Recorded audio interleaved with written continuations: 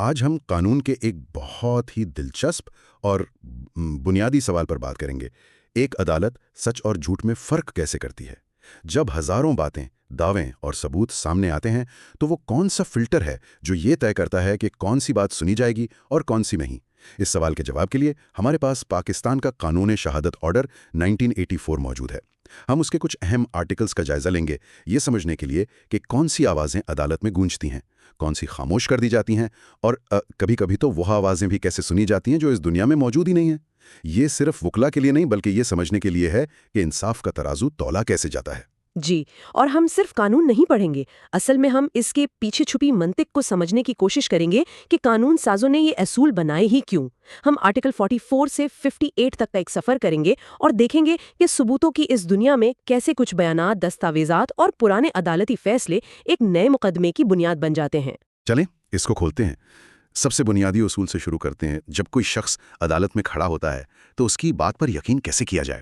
Article 44 اسی کے بارے میں ہے نا؟ بالکل، یہ انصاف کے نظام کا ایک بنیادی ستون ہے۔ آرٹیکل 45 کہتا ہے all accused persons including an accomplice shall be liable to cross examination۔ یعنی تمام ملزمان بشمول وہ شخص جو جرم میں شریک رہا ہو سب جرح کے پابند ہیں۔ جی، سچ کو پرکھنے کا اس سے بہتر کوئی طریقہ نہیں ہے۔ دیکھیں، جب ایک فریق کہانی سناتا ہے تو دوسرے فریق کو اس کہانی میں سوراخ ڈھونڈنے، سوال پوچھنے اور تضادات کو سامنے لانے کا پورا حق ملتا ہے۔ اچھا، جراح کے بغیر گواہی صرف ایک یوں سمجھے یک طرفہ دعویٰ ہے۔ اور اگر کوئی شخص خود ہی کچھ تسلیم کر لے تو کیا پھر کیس وہیں ختم ہو جاتا ہے؟ یہ بہت اچھا سوال ہے۔ عام خیال یہی ہے کہ اقرار جرم کے بعد کچھ نہیں بچتا، لیکن قانون اس معاملے میں بہت محتاط ہے۔ آرٹیکل 45 کہتا ہے کہ اقرار یعنی admissions are not conclusive proof of the matters admitted۔ یعنی حتمی ناقابل تردید ثبوت نہیں مانا جائے گا؟ جی نہیں، ہو سکتا ہے آپ نے دباؤ میں آ کر یا کسی غلط فہمی میں اقرار کیا ہو۔ تو پھر اس اقرار کی قانونی حیثیت کیا ہے؟ اس کی حیثیت ایک رکاوٹ کی ہے۔ قانون کہتا ہے کہ یہ may operate as estoppels۔ اسٹاپل، یہ تھوڑا سمجھائیں۔ دیکھیں، اسٹاپل کا اصول بنیادی طور پر بات سے پھرنے کو روکتا ہے۔ قانون کہتا ہے کہ آپ انصاف کے نظام کو کھیل نہیں بنا سکتے۔ اگر آپ نے ایک بار کوئی بات تسلیم کر لی جس پر دوسرے فریق نے بھروسہ کر کے اپنا کیس آگے بڑھایا تو آپ بعد میں محض اپنا کیس مضبوط کرنے کے لیے اس سے مکر نہیں سکتے۔ یہ نظام میں ایک اعتماد اور استحکام لاتا ہے۔ اچھا، یہ تو بات ہوئی ان لوگوں کی جو عدالت میں خود موجود ہیں، لیکن ان کا کیا جو گواہی دے ہی نہیں سکتے، جو مر چکے ہیں یا لاپتہ ہیں؟ کیا ان کی بات ہمیشہ کے لیے خاموش ہو جاتی ہے؟ قانون اس کا ایک بہت دلچسپ اور اہم حل آرٹیکل 46 میں دیتا ہے۔ عام طور پر تو سنی سنائی بات جسے ہیئر سے کہتے ہیں اس کی کوئی حیثیت نہیں ہوتی۔ صحیح۔ لیکن یہ آرٹیکل کچھ غیر معمولی حالات بتاتا ہے جہاں ایسے شخص کا بیان بھی نہ صرف قابل قبول بلکہ خود ایک متعلقہ حقیقت بن جاتا ہے جو اب گواہی کے لیے دستیاب نہیں۔ اور اس کی سب سے مشہور مثال تو شاید نزی بیان یا ڈائنگ ڈکلیریشن ہے۔ بالکل، آرٹیکل 46 کی پہلی شق کہتی ہے کہ اگر کوئی شخص اپنی موت کی وجہ کے بارے میں کوئی بیان دے، یعنی when the statement is made by a person as to the cause of his death، تو وہ بیان انتہائی متعلقہ ہے۔ اس کے پیچھے فلسفہ یہ ہے کہ مرتا ہوا انسان جھوٹ نہیں بولتا۔ جی، یہی مانا جاتا ہے کہ جب انسان موت کے دروازے پر ہو تو دنیاوی مفادات پیچھے رہ جاتے ہیں۔ ایک منٹ، یہ بات مجھے تھوڑی عجیب لگی۔ عام طور پر تو ہم یہی سوچتے ہیں کہ نزی بیان وہی ہوتا ہے جب انسان کو پتا ہو کہ یہ اس کے آخری الفاظ ہیں۔ کیا قانون بھی یہی کہتا ہے؟ یہی تو اس میں سب سے حیران کن بات ہے۔ قانون اس معاملے میں بہت واضح ہے۔ وہ کہتا ہے کہ اس سے فرق نہیں پڑتا کہ whether the person who made them was or was not at the time when they were made under expectation of death۔ کیا واقعی؟ مطلب اسے بیان دیتے وقت اپنی آنے والی موت کا احساس تھا یا نہیں؟ یہ غیر اہم ہے؟ بالکل، اگر بعد میں اس حملے یا واقعے کی وجہ سے اس کی موت ہو جاتی ہے تو اس کا وہ پہلا بیان متعلقہ ہوگا۔ واہ، یہ تو بہت بڑی بات ہے۔ اس کے علاوہ آرٹیکل 46 اور کن آوازوں کو عدالت تک پہنچاتا ہے؟ ایک اور بہت عام اور قابل بھروسہ آواز ہے روزمرہ کے کاموں کی۔ شک تو کہتی ہے کہ اگر کوئی بیان معمول کے کاروبار کے دوران دیا گیا ہو، یعنی in the ordinary course of business, تو وہ بھی متعلقہ ہے۔ اچھا، جیسے قانون کی مثال بی میں ایک سرجن کی ڈائری ہے جس میں اس نے کسی بچے کی پیدائش کی تاریخ لکھی ہے۔ اب وہ سرجن مر چکا ہے لیکن اس کی ڈائری کا وہ اندراج ایک ثبوت ہے۔ اس کے پیچھے کیا منطق ہے؟ منطق بہت سادہ اور عملی ہے۔ جب کوئی شخص روز اپنا کام کر رہا ہوتا ہے، جیسے ایک ڈاکٹر مریض کا ریکارڈ لکھ رہا ہے یا ایک دکاندار اپنے کھاتے میں حساب لکھ رہا ہے، تو اس وقت اس کے ذہن میں کوئی مقدمہ یا جھوٹ بولنے کا ارادہ نہیں ہوتا۔ وہ صرف اپنا کام کر رہا ہوتا ہے۔ جی، اسی لیے ایسے ریکارڈز کو جو باقاعدگی سے رکھے گئے ہوں قابل اعتبار سمجھا جاتا ہے۔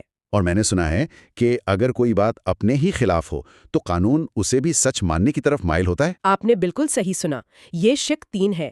اگر کوئی شخص ایسا بیان دے جو اس کے اپنے مالی یا جائیداد کے مفاد کے خلاف ہو، یعنی اگینسٹ دا پیکیونری اور proprietary interest of the person making it, تو اس بیان کا وزن بڑھ جاتا ہے۔ جی ہاں، لوگ عموماً یہ تسلیم نہیں کرتے کہ انہوں نے کسی سے پیسے لینے ہیں یا وہ کسی کے مقروض ہیں جب تک کہ یہ سچ نہ ہو۔ یہ انسانی فطرت کے اصول پر مبنی ہے۔ آرٹیکل 46 تو لگتا ہے ایک پوری دنیا ہے اپنے اندر۔ اس میں عوامی حقوق، رواج اور رشتہ داریوں کا بھی ذکر ہے۔ جی، یہ آرٹیکل بہت وسیع ہے۔ یہ ان پرانی باتوں کو بھی ثبوت مانتا ہے جو خاندانوں میں نسل در نسل چلتی ہیں، جیسے کسی کے رشتے کے بارے میں کسی بزرگ کا بیان، یا جیسے مثال این ہے جو بہت منفرد ہے۔ اگر کسی دکاندار نے کوئی متنازع کارٹون لگایا ہے تو اس کارٹون کو دیکھ کر وہاں موجود ہجوم نے جو تاثرات دیے، ان تاثرات کو بھی اس بات کے ثبوت کے طور پر پیش کیا جا سکتا ہے کہ وہ کارٹون توہین آمیز تھا یا نہیں۔ تو ہم نے دیکھا کہ قانون پرانے ہاتھ سے لکھے ریکارڈز کو اہمیت دیتا ہے، لیکن آج کے ڈیجیٹل دور کا کیا کمپیوٹر کا لاگ بھی اتنا ہی اہم ہے جتنا کسی سرجن کی ڈائری؟ ظاہر ہے قانون نے وقت کے ساتھ خود کو بدلا ہے، اسی لیے آرٹیکل 46A شامل کیا گیا۔ یہ واضح طور پر کہتا ہے کہ relevance of information generated, received اور recorded by an automated information system, یعنی کمپیوٹر، سرور یا کسی بھی خودکار نظام سے تیار ہونے والی معلومات بھی اب مطالعے کا ثبوت ہیں۔ جی، اور یہ آج کے دور میں انتہائی اہم ہے جہاں زیادہ تر کاروبار اور رابطے ڈیجیٹل ہیں۔ اچھا، یہ تو بات ہوئی ان لوگوں کی جو اب اس دنیا میں نہیں ہیں یا ان کے چھوڑے ہوئے ریکارڈز کی، لیکن ان کا کیا جو پچھلے کسی مقدمے میں تفصیل سے گواہی دے چکے ہیں؟ کیا ان کی بات دوبارہ کسی نئے مقدمے میں استعمال ہو سکتی ہے؟ ہو سکتی ہے، لیکن بہت سخت شرائط کے ساتھ۔ یہ مسئلہ آرٹیکل 47 حل کرتا ہے۔ یہ اصول وقت اور وسائل بچانے کے لیے ہے، لیکن انصاف کی قیمت پر نہیں۔ ٹھیک ہے۔ یہ کہتا ہے کہ پچھلی گواہی تبھی متعلقہ ہوگی جب وہ گواہ مر چکا ہو، مل نہ سکتا ہو یا گواہی کے قابل نہ رہا ہو، لیکن اس کے ساتھ 3 کڑی شرطیں ہیں۔ اور وہ کیا ہے؟ ایسا لگتا ہے قانون یہاں بہت محتاط ہے۔ بہت زیادہ۔ پہلی شرط، مقدمہ انہی فریقین کے درمیان ہونا چاہیے، بٹوین دا سیم پارٹیز۔ صحیح۔ دوسری اور سب سے اہم شرط، مخالف فریق کو پچھلے مقدمے میں اس گواہ پر جرح کا پورا حق اور موقع ملا تھا، the right and opportunity to cross examine. اچھا، تو جرح کا موقع ملنا لازمی ہے؟ لازمی ہے۔ اور تیسری شرط، دونوں مقدمات میں زیر بحث سوالات بنیادی طور پر ایک جیسے تھے۔ Questions in issue were substantially the same۔ ان شرائط کا مقصد اس بات کو یقینی بنانا ہے کہ کسی کے ساتھ ناانصافی نہ ہو۔ اب آتے ہیں ان ثبوتوں پر جنہیں ہمارا قانون پہلے سے ہی کچھ حد تک قابل اعتبار مانتا ہے۔ میرا مطلب ہے سرکاری اور کاروباری ریکارڈز۔ آرٹیکل 48 کاروباری کھاتوں کی بات کرتا ہے۔ جی، آرٹیکل 48 کہتا ہے کہ کاروباری کھاتے جو باقاعدگی سے رکھے گئے ہوں، entries in books of accounts regularly kept in the course of business، وہ متعلقہ ہیں۔ لیکن مجھے لگ رہا ہے اس میں کوئی لیکن ہے۔ بالکل، قانون یہاں ایک بہت اہم حفاظتی نقطہ بھی شامل کرتا ہے۔ وہ کہتا ہے کہ such statements shall not alone be sufficient evidence to charge any person with liability۔ یعنی صرف کھاتے کی بنیاد پر آپ کسی کو مجرم یا مقروض نہیں ٹھہرا سکتے؟ بالکل نہیں۔ اس کے پیچھے منطق یہ ہے کہ اگر ایسا ہوتا تو کوئی بھی شخص جعلی کھاتے بنا کر کسی پر بھی دعویٰ دائر کر سکتا تھا۔ صحیح بات ہے۔ اس لیے قانون کہتا ہے کہ کھاتا آپ کے کیس کو مضبوط تو کر سکتا ہے، لیکن آپ کو اس کے ساتھ کوئی اور آزاد ثبوت بھی دینا ہوگا۔ اسی طرح آرٹیکل 49 سے 52 تک سرکاری ریکارڈز، نقشے اور گزٹ جیسی چیزوں کو متعلقہ قرار دیا گیا ہے، کیونکہ یہ مانا جاتا ہے کہ یہ سرکاری نگرانی میں غیر جانبداری سے تیار کی گئی ہیں۔ ایک اور اہم سوال جو میرے ذہن میں آ رہا ہے وہ ہے سیاق و سباق کا۔ اکثر لوگ کسی کی لمبی بات سے صرف ایک جملہ اٹھا کر پیش کر دیتے ہیں جو ان کے مطلب کا ہو۔ کیا قانون اس کی اجازت دیتا ہے؟ قانون اس خطرے سے بخوبی واقف ہے۔ آرٹیکل 53 اسی بارے میں ہے۔ یہ کہتا ہے کہ جب کوئی بیان کسی لمبی گفتگو، دستاویز یا کتاب کا حصہ ہو تو آپ کو اتنا حصہ ضرور پیش کرنا ہوگا جو اس بیان کی نوعیت اور اثر کو مکمل طور پر سمجھنے کے لیے ضروری ہو۔ مطلب آدھا سچ پیش نہیں کر سکتے۔ جی، اسے ایسے سمجھیں کہ جیسے آپ کسی فلم کا صرف وہ ایک سین دکھا دیں جس میں ہیرو غصے میں ہے، اور پورا سیاق و سباق چھپا لیں جس میں اسے گھنٹوں اکسایا گیا تھا۔ یہ آدھا سچ ہوتا ہے، اور قانون آدھے سچ کو گمراہ کن سمجھتا ہے۔ یہ بہت اہم نکتہ ہے۔ آخر میں اس موضوع پر آتے ہیں جو سب سے پیچیدہ لگتا ہے۔ جب ایک عدالت کا فیصلہ دوسری عدالت کے لیے ثبوت بن جائے، یہ کیسے ہوتا ہے؟ یہ واقعی ایک پیچیدہ لیکن دلچسپ موضوع ہے۔ قانون اس کی مختلف صورتیں بتاتا ہے۔ سب سے پہلے آرٹیکل 54 ہے جو ریس جوڈیکاٹا کے اصول کی بات کرتا ہے۔ سادہ لفظوں میں اس کا مطلب ہے معاملہ پہلے ہی طے ہو چکا ہے۔ یعنی ایک ہی کیس بار بار نہیں چل سکتا؟ بالکل، اگر ایک عدالت دو فریقین کے درمیان ایک مسئلے پر حتمی فیصلہ دے چکی ہے تو وہی فریقین اسی مسئلے پر دوبارہ مقدمہ نہیں کر سکتے ہیں۔ یہ لامتناعی مقدمے بازی کو روکنے کے لیے ہے۔ اور کیا کچھ فیصلے ایسے بھی ہوتے ہیں جو صرف فریقین پر نہیں بلکہ پوری دنیا پر لاگو ہوتے ہیں؟ جی ہاں، انہیں ججمنٹس ان ریم کہا جاتا ہے اور آرٹیکل 55 ان کے بارے میں ہے۔ یہ وہ سپر فیصلے ہیں جو کسی شخص کا قانونی کردار یا حیثیت متعین کرتے ہیں۔ مثلاً طلاق کا فیصلہ جو کسی کو شادی شدہ سے غیر شادی شدہ بنا دیتا ہے، یا دیوالیہ پن کا فیصلہ۔ ایسے فیصلے کنکلوسیو پروف یعنی حتمی ثبوت ہوتے ہیں اور سب پر لاگو ہوتے ہیں۔ وہ کسی شخص کو ایک قانونی کردار عطا کرتے ہیں یا اس سے چھین لیتے ہیں۔ لیکن یقیناً ہر فیصلہ اتنا طاقتور نہیں ہوتا ہوگا۔ بالکل نہیں، زیادہ تر فیصلے صرف ان فریقین کے لیے ہوتے ہیں جو مقدمے کا حصہ تھے۔ آرٹیکل 56 اور 57 اسی فرق کو واضح کرتے ہیں۔ اچھا، مثال کے طور پر اگر عدالت یہ فیصلہ دیتی ہے کہ ایک راستہ عوامی ہے تو یہ فیصلہ ایک نئے مقدمے میں متعلقہ تو ہوگا لیکن حتمی ثبوت نہیں ہوگا۔ اور آرٹیکل 57 کی مثال سی تو بہت واضح ہے۔ اگر بے کو الف کی گائے چرانے پر سزا ہوئی ہے جی، تو یہ مجرمانہ فیصلہ الف اور جیم جسے بے نے وہ گائے بیچی تھی کے درمیان گائے کی ملکیت کے سول مقدمے میں غیر متعلقہ ہوگا۔ یہ تو عجیب بات ہے۔ عجیب نہیں بلکہ منطقی ہے، کیونکہ سول مقدمے کا سوال یہ ہے کہ گائے کس کی ہے اور فوجداری مقدمے کا سوال یہ تھا کہ کیا بے نے چوری کی تھی۔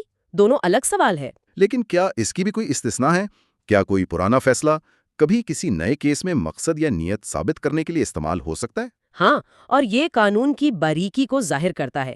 اگر کسی پرانے فیصلے سے کسی جرم کا مقصد یعنی موٹیو ظاہر ہوتا ہو تو وہ متعلقہ ہو سکتا ہے۔